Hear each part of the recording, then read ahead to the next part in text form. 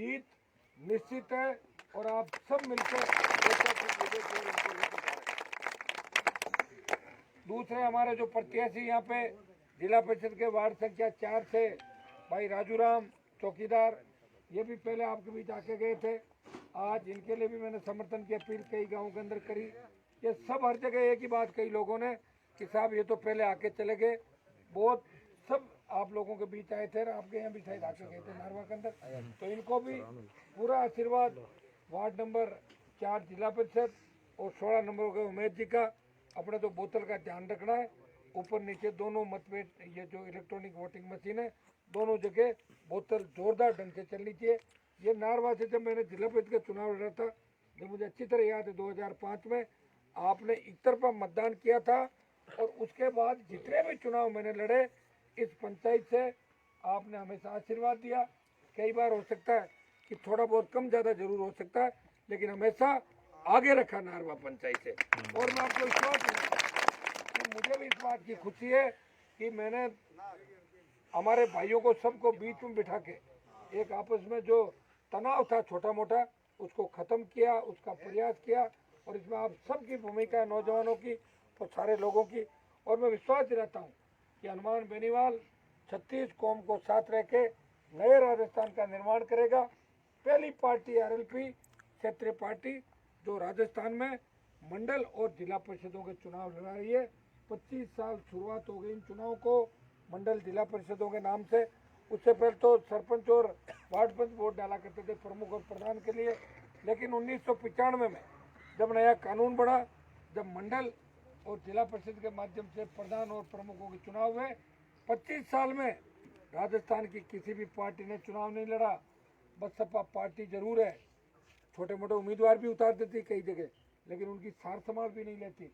और बसपा के तो आपने देखा होगा कि 2 बार मैंने देखा 6 आदमी जीतते हैं और जीतने के बाद पूरे एक साथ कांग्रेस में चले जाते सारे के सारे, ये आप खुद देख रहे हो।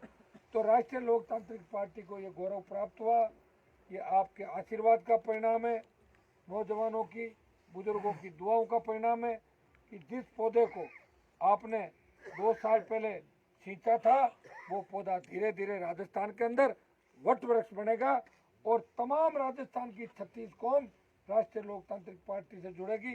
मैं आपको भरोसा दिलाता हूँ कि सबको साथ लेकर चलूँगा, नए राजस्थान का निर्माण करेंगे। आपको तो पता है कि एक चुनाव में भी कितनी तकलीफ पड़ती है। उमेश जी पंचायत समिति चुनाव लड़ो, नींद पूरी आवे को नहीं आवे वोट तो सर हमारी हालत है राजस्थान में अंदाज लगा। मेरी इच्छा थी कि क्यों सर नागौर के प्रत्येक पंचायत समिति ग्राम पंचायत मुख्यालय में जाके वोट की अपील करूं। आज 35-36 नाम दे दिए, प्रोग्राम तो 30 कर लिए मैंने, लेकिन पंचायत मुख्यालय बच गए। अब लोग ज़्यादा परेशान होंगे तो इनको हाथ जोड़ के कहा कि माफ़ी चाहता हूँ, कोशिश करूँगा 1-2 दिन बाद जब भी टाइम मिलेगा। बीच में मुझे बाड़मेर भी जाना है क्योंकि हमारा कई लोग हूँ हिसाब किताब भी उधार चल है जगह जगह घूमना पड़ी मैं राजस्थान के माए। तो बीच में अगर नहीं आ पाऊँ तो आप तो यहाँ तो अपनी पंचायत में हाजिरी मान ही लोगे। आस पास भी कोशिश तो करूँगा। एमएलए साहब भी आपके बीमार हैं, अकेला आदमी हूँ, एक व्यक्ति हूँ। टिकट बांटने के टाइम भी आपने देखा होगा कि पूरे राजस्थान के टिकट बांटने में कितनी बड़ी परेशानी पड़ी। ये तो ठीक है 12 जिले और बच गए, नहीं तो हमें तो बीच में ही बैठना पड़ता। इसलिए कोई भी तीसरी ताकत बनाने की कोशिश नहीं करता क्योंकि तकलीफ बहुत पड़ती है। और सारे लोग चाहते हैं कि 8 बजे गर्मा गर्म रजाएंगे माए बढ़ जाओ, ऐसा रात में 2 बजे भूखा तीजा कौन फिरनी चाहिए बताओ। ये तो मैं हूँ और मेरे साथ है, सुबह से खाना इन्होंने खाया नहीं, मेरे को मन ही मन गालियाँ दे रहे हैं, पता नहीं कट पच गए चक्कर में आ गए। मेरे साथ 5-7 दिन ज़्यादा चेंज होते रहते हैं, कहीं तो पीछे भाग जा रहे साहब भूखा मर का खा ले तो फिर खाना और मिठाई तो खाओ जोरदार, कई जगह नहीं निकला लुक आज आप बार की मत करो बात तो भोजन तो मैं हाथ जोड़ कर अपील करता हूँ कि मंडल और जिला परिषद की दोनों सीटें जोरदार ढंग से आपको निकालनी है। नारवा के अंदर कुछ विकास के काम बाकी रह गए, सरकार उससे झगड़ा है। आप तो जानते हो कि मेरी आदत भी वैसी है जैसे किसान की आदत होती है, काम अगर नहीं होता है तो मुझे गुस्सा आ जाता है और गुस्सा आता है तो तकलीफ पड़ जाती है। लेकिन गुस्सा मैं मेरे लिए नहीं करता।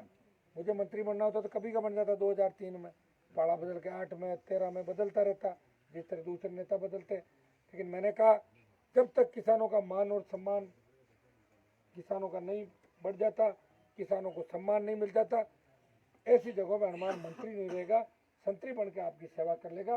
राजस्थान में संतरी बन के आपकी सेवा कराऊं। आप दिल पे हाथ रख के बता दो कि 3 बार विधायक सांसद रहने के बाद छोटे भाई को विधायक बना दिया।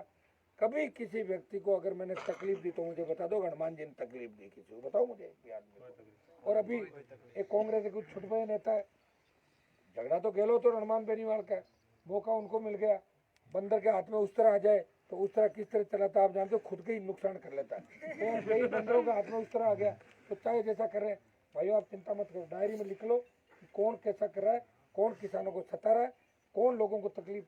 ट्यूबवेल अगर खुद रहे तो उनके बाप की थोड़ी ट्यूबवेल की गाड़ियाँ लोग खुदवा रहे, उनको क्या तकलीफ है, क्यों ट्यूबवेल खुदने रुक रहा है। किसान अगर ट्यूबवेल खोद के पानी नहीं निकालेगा तो पैसे कहाँ से अन्न उत्पादन करेगा, कहाँ से अपने बच्चों को पढ़ाएगा। इस डार्क जोन का भी खात्मे का आदेश दिल्ली की सरकार से जल्दी मैं करा दूंगा ताकि परमानेंट काम आपके हो जाए। और बिजली की रही बात, तो इसमें मैं तो खूब कोशिश की, लेकिन हर बार बाधाएं उत्पन्न होती है। पहले वसुंधरा से झगड़ा था और अब गहलोत से व्यक्तिगत झगड़ा, बेटे को हराने के बाद सारी दुश्मनी मेरे से निकाल रहा है। इसलिए आपको इन चीज़ों का भी ध्यान रखना है।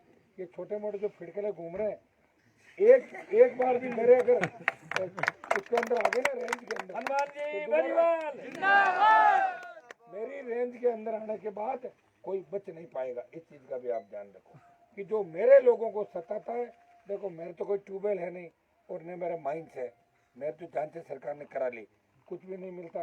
लेकिन आज आपको कोई परेशान करता है, रात को 2 बजे मेरे पास फोन आता है कि साहब मेरी ट्यूबवेल की गाड़ी रोक दी, पुलिस आ गई। तो भाइयों, झगड़ा उनको ये पता नहीं कि झगड़ा सीएम वर्सेज हनुमान बेनीवाल है राजस्थान के अंदर, क्योंकि गहलोत के बेटे को हराने में हनुमान की बड़ी भूमिका थी और वो अपने बेटे का बदला लेने के लिए कोशिश कर रहा है। और हमने तो बीच में भी उसको पटकनी देने की पूरी कोशिश की थी, आपको पता है, लेकिन वसुंधरा ने 20 MLA की मदद कर दी, बच गया 100 गहलोत। फिर विश्वास दिलाते हैं कि कोरोना का खात्मे के बाद एक बार और प्रयास करेंगे, गहलोत को घर भेजने का पूरा प्रयास करेंगे। और नहीं जाएगा इतने 5 साल आ जाएगी, नहीं 2 साल तो निकल गई, और 1 साल बाद फिर जवानी ढल जाती है सरकार की। 3 साल बाद आप थोड़ी हिम्मत रखना। और ये छोटे मोटे जो घूम रहे हैं ना, इनको तो आप चिंता मत करो, कहीं न कहीं मेरे लपेट चपेट में आते रहेंगे, एक महीने में 1-2 तो मैं इलाज भी इनका करूँगा। आपके मान सम्मान को ठेस नहीं लगने दूंगा। आपकी दुख तकलीफ मैं समझ सकता हूँ, मेरी वजह से आपको भी तकलीफ पड़ती है, लेकिन मैं लड़ाई बीच में छोड़ नहीं सकता, क्योंकि लड़ाई बीच में छोड़ दूंगा तो दोबारा 100 साल तक ऐसी लड़ाई कोई दूसरा नेता नहीं लड़ पाएगा। आखिरी राउंड है। कई बार क्या होता है कि आदमी आगे पीछे होता है ना चुनाव के अंदर, जैसे खियूसर का बार रिजल्ट आ रहा था, मुझे तो पता था कि हम जीतेंगे, लेकिन बाहर के लोग खुश हो रहे थे कि 3 राउंड में आरएलपी पीछे चली गई, 4 राउंड में पीछे चली गई। मैंने कहा ये तो पीछे चलते चलते ही मार्जिन जरूर कम हो जाएगा, लेकिन राष्ट्रीय लोकतांत्रिक पार्टी जीतेगी। तो भाइयों, ये हमारी लड़ाई का आखिरी राउंड है। इस आखिरी राउंड के अंदर 2 साल आप मदद करना। 2023 में राजस्थान की तकदीर बदल देंगे, किसानों की तकदीर बदल देंगे और राजस्थान की तस्वीर भी बदल देंगे। और बदमाश प्रवृत्ति के लोग जो घूम रहे, मेरे हिसाब से वो अपना वीजा और पासपोर्ट तैयार करके भागने की तैयारी भी कर लेंगे। हमारे जो किसानों को सताएगा वो हमारा दुश्मन है, जो आम आदमी को तकलीफ देगा वो हमारा दुश्मन है। हमारा किसी जाति से और किसी व्यक्ति से झगड़ा नहीं है। अगर मेरे समाज का व्यक्ति किसी किसान को तकलीफ देगा तो हनुमान बेनीवाल का दुश्मन है। इस बात का ध्यान उसको रखना है। और मेरा तो खुला जीवन आपके सामने शायद लोग बाहर से पता नहीं आते हैं, जब खियूसर के अंदर अधिकारी भी आते हैं तो इतने खौफ के अंदर आते हैं, और जब देखते हैं यहाँ पे तो कहते हैं साहब राजस्थान के अंदर सारे विधायक और सांसद कुछ न कुछ गिफ्ट लेते हैं, आपके यहाँ तो मिठाई के पैकेट भी नहीं लेते आप। मैंने कहा भैया अगर मिठाइयों के पैकेट में लेता तो मेरे पास लोग नहीं आते, ये भगवान की कृपा है।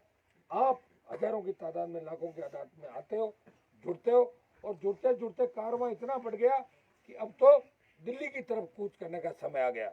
राजस्थान तो फतेह होगा ही होगा, वो दिन दूर नहीं जब दिल्ली के अंदर भी नागौर के किसानों का डंका बजेगा और देश के अंदर आपका डंका बजेगा और मजबूत पार्टी इस देश की बनेगी। आप दोनों हमारे उम्मीदवारों को, उम्मीद जी तो पहली बार चुनाव तो पहले लड़े हो मंडल नहीं थाने मन लागे नींद अगले उठ गई। अब सुनो भाई, सारे समाज वोट डाल रहे हैं। राजपुरोहित समाज से भी हाथ जोड़ के निवेदन है कि थाने ज्यादा वोट देना उमेद जी मानला तो अगला ढिगला कर दे वोटा का चिंता आप बड़े कमी नहीं रखे, इस चीज का ध्यान आपको विशेष रूप से रखना। मेघवाल समाज भी खूब डालेगा, दूसरे सारे समाज बैठे, प्रजापति भी हैं, सब डालें। और ये नए जो टीम आई है जोधपुर से राजपुरोहितों की, नए बच्चे आए, आप सब चुनाव तक लगना और इनको चुनाव जिताना उमेद जी को। उमेद जी की जीत से एक मैसेज पूरे राजस्थान के अंदर अपने को देना है, मारवाड़ के अंदर देना। मैं तो चाहता था पिछली बार कि आपके समाज के 1-2 विधायक ज्यादा बनाए, लेकिन लास्ट में गठबंधन बैठा नहीं, मामला बीच में लोगों ने बात नहीं करी, प्रयास भी किया, लेकिन लोग भरोसा नहीं कर रहे थे कि पता नहीं आरएलपी को वोट मिलेंगे कि नहीं मिलेंगे।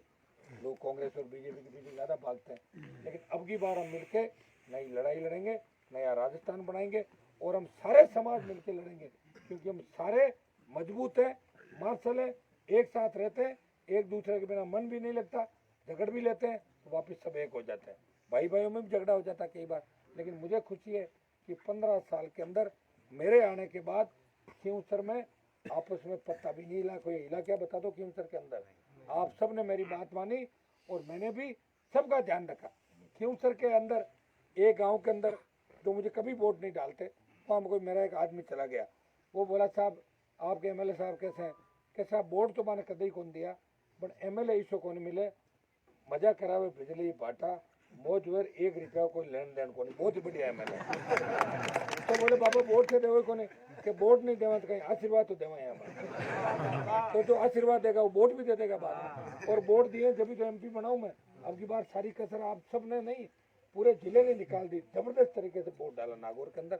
और जो एक दबदबा था जिस परिवार का, बिन हल्का फोन हुआ तो पाजी हरियाणा भेज दी बात देखिए कौन कट की पाजी है ना। तो भाइयों बहुत बहुत धन्यवाद, जय हिंद।